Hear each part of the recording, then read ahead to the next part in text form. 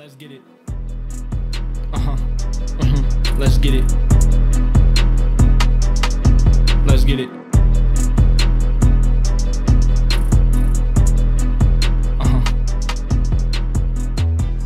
Rockin' Royal. Rockin' Navy. Welcome back to another edition of the KSL.com Cougar Beat podcast, covering all things BYU athletics and BYU sports. I'm your host, Sean Walker, your BYU beat writer for KSL.com, for another basketball edition of this week's episode.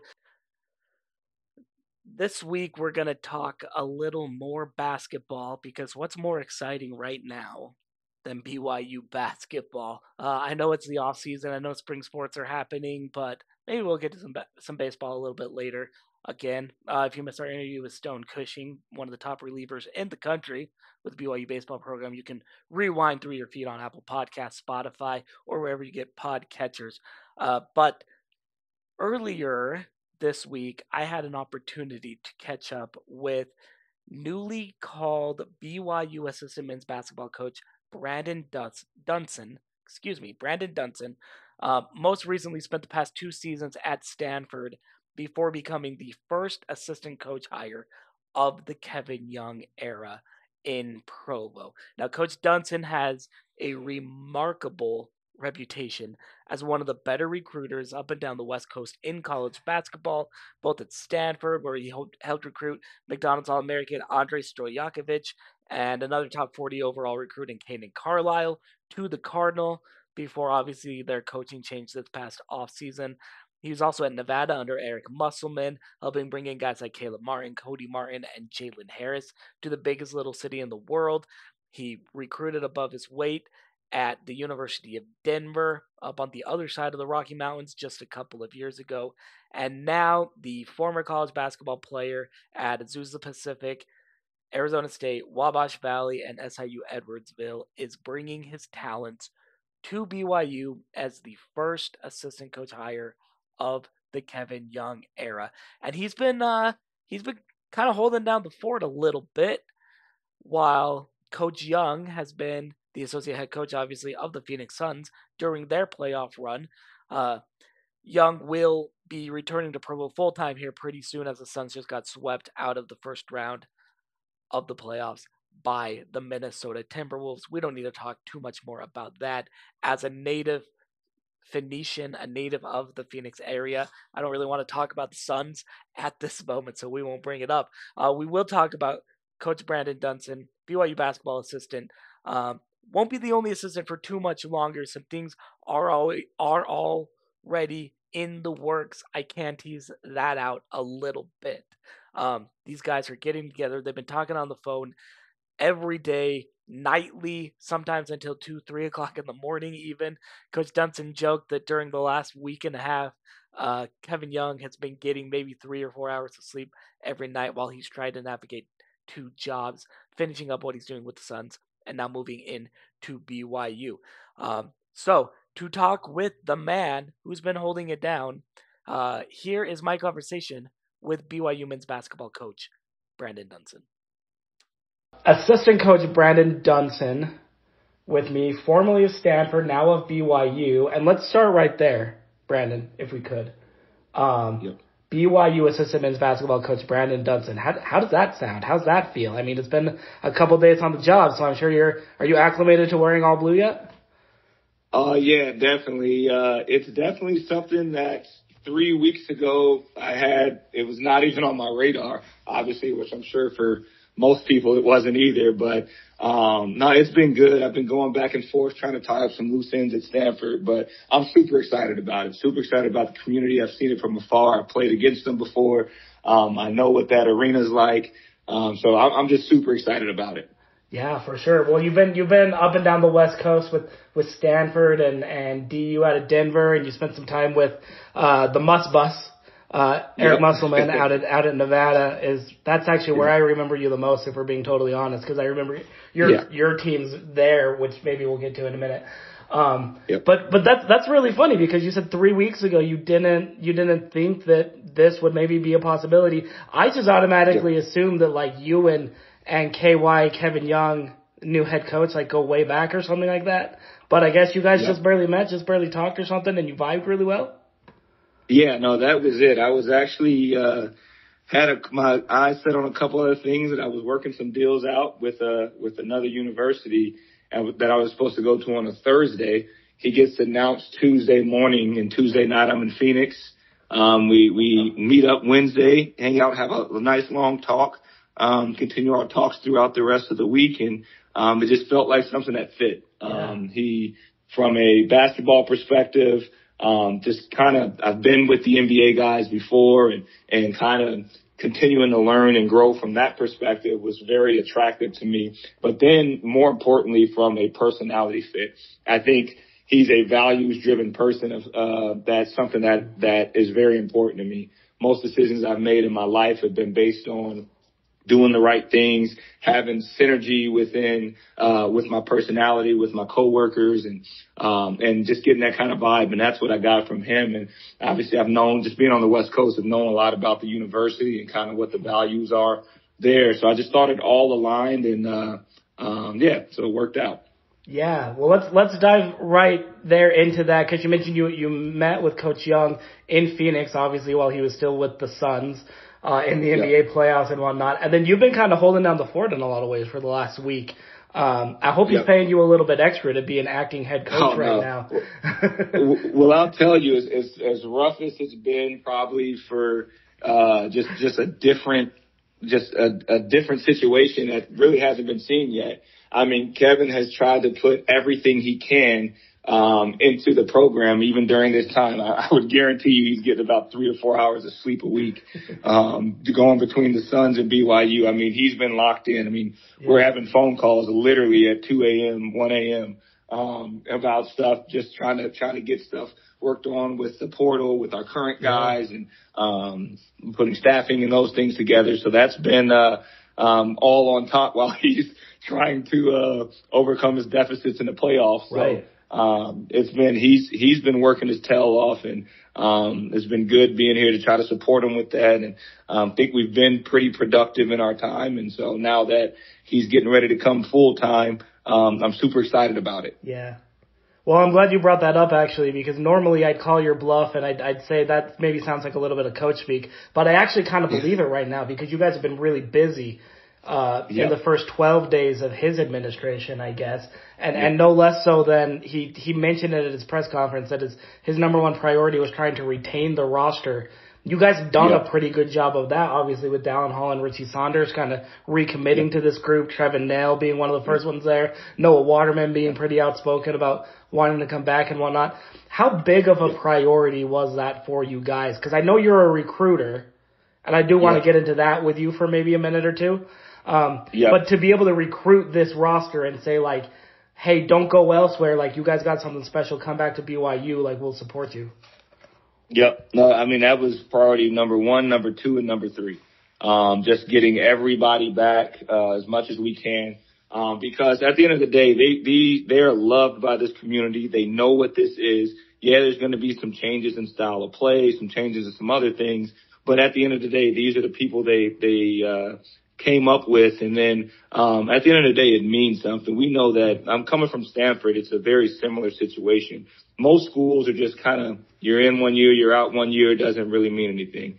At BYU, this is a community, and what you do, where you go to school here, going to school here matters. And if you're going to school here, it's not just about the basketball. It's about something much bigger than that. So we wanted to make sure that these guys still had the opportunity to capitalize on that, know that they were going to have a huge role within our program and be one of the cornerstones of our program. So that was the most important thing to us, and that kind of went above everything else. And I'm glad that we were able to retain some of those guys. Yeah. Well, what you just said there, it kind of sounds like a recruiting pitch again, in a lot of ways. And I know that you've probably done that a lot. You've got this reputation as a really good recruiter. Whether it's earned or deserved or not, I'm going to give it to you anyways, because I think it's pretty I think it's pretty well deserved. I mean, you recruited guys like the Martin twins, Caleb and Cody at UNR, and Andrei Stojakovic at your most recent stop at the McDonald's All-American, Kanan Carlisle at Stanford as well. Some really big names that you brought in.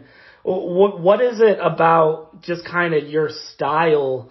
And I don't want to try to ask you to give away too much of the secret sauce. I guess you're still a young coach, right?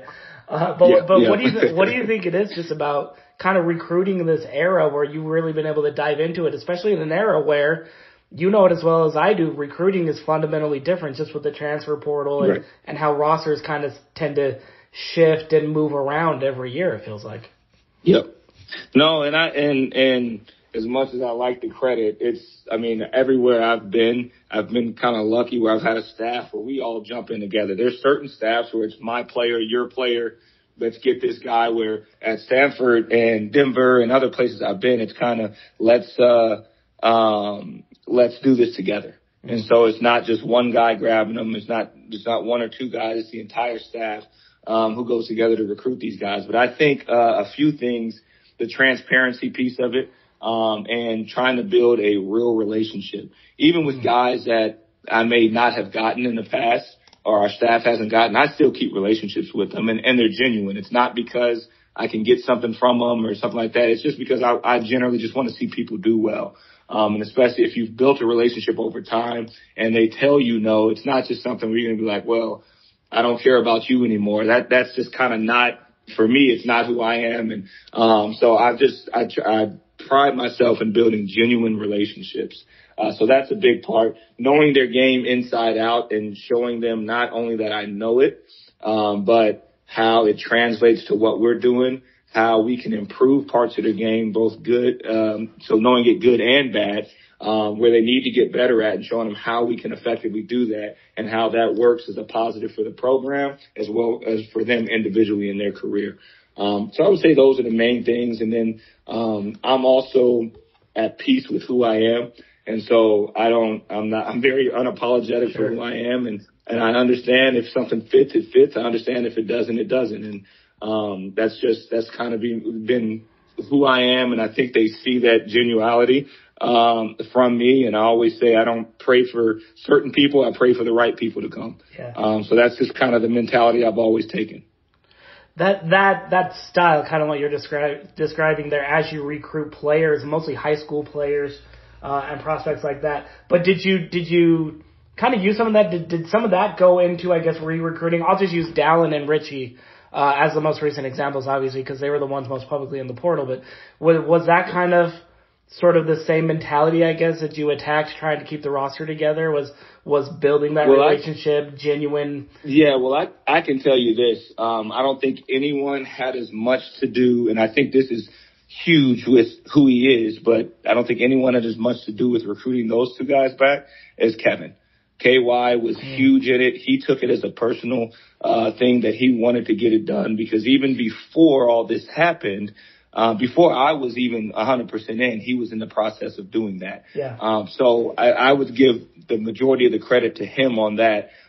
He made it his priority. He said that as the head coach, I'm going to get these two guys back. And I can tell you, dealing with recruiting, especially with transfers and older guys who've been on campuses and those type things already, that the most important words come from the head coach, because the head coach at the end of the day has the end all be all. So he took a very, very big, strong leadership role in that, and was able to show them how much he cared. There's one thing, even with NIL, even with all this stuff, there's one thing that's still a very, very limited resource for coaches, especially head coaches, and that's time. And he took his time and he spent it where he thought it was best used, and that's with those guys and getting them back into the fold. I really like that. I really like that a lot, and obviously giving credit to your boss, to the head coach as well. But I think that speaks a lot to just kind of who Coach Young is, not only professionally but also personally, and that kind of thing. And maybe I'll wrap it up, just one or two questions kind of to get out of here on this, because you've spoken really glowingly to what Coach Young is like. I think a lot of BYU fans are going to appreciate. Who's Coach Dunson? Like who should people know Brandon Dunson is as a recruiter, as a coach, as a developer of talent, that kind of thing? Like, what do you kind of want to be known as? Honestly, I always say the best thing for me in coaching, the reason I'm in coaching, is when I was a basketball player, I probably learned 90% of my stuff through my knowledge and wisdom through basketball, 10% through the classroom. And it helped me grow into a better person. So, if to be known, what I want to be known for is someone who helped some student athletes achieve things that, they wanted to achieve and may not have seen, pull greatness out of them that they may not have thought they had. At the end of the day, that's who I want to be. The recruiting stuff, that's great. The coaching, all that's great. Basketball I love basketball, but my passion is helping people. So I hope you see a guy who is there for their guys, I'm a guy who I want to be in my players' weddings, be attending their weddings and see them become great fathers, see them become great husbands and that type of thing, throughout my career. So more than anything, that's what I hope people see. Now, obviously I'm competitive. I want to win. I want to get the best players. I want to develop the best talent. And I think, I've been blessed and have a track record and have people around me that have done that, and helped me do that. So I want to continue that. But at the end of the day, I want to be someone that the players look back and say, he helped change my life for the better. I love that. I really love that last part. I've been reminded kind of this week, and BYU's had graduation and whatnot, and I'm seeing these athletes that I've covered for years walking across the stage during their diploma. And I like this kind of year because it's a reminder to me that, like, sports are important. Yeah, like, we put all this emphasis in it, but sometimes there are real life things that are a lot more important like that. So I really like kind of that approach and that mentality from you there as well. Last question, and I'll get you out of here on this because you mentioned sort of wanting to attack your job and your profession with greatness and helping guys achieve greatness and whatnot. Do you see that level of greatness on this BYU roster with guys like we mentioned Dallin and Richie and Trevin and Foose, Traore, obviously? I can't believe we got this long without talking about Foose, right?